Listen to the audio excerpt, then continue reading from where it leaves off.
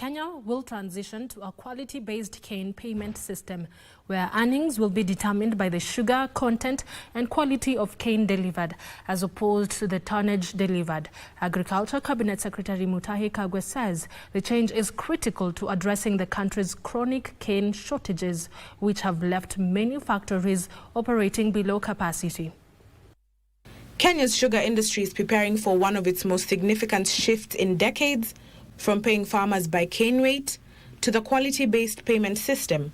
The government says the new system will reward productivity and discourage the widespread planting of low-yield, poor-quality cane.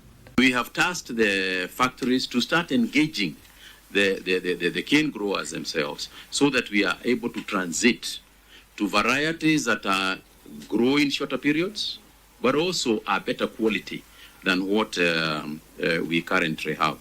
However, making the switch will require a complete overhaul of existing sugar varieties, as 97% of the cane currently grown in the country is outdated and unsuitable for the new system.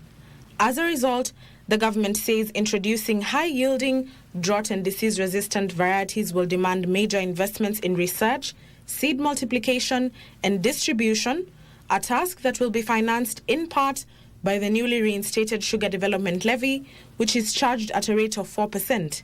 The estimate that we have as a ministry is actually something like 32 billion shillings that must be infused into the industry in order to transform ourselves from where we are to full capacity and with better variety.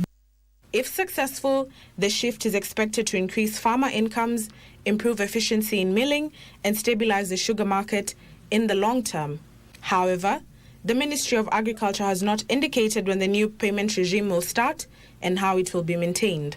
Ndutamo Kami for Easy Friday.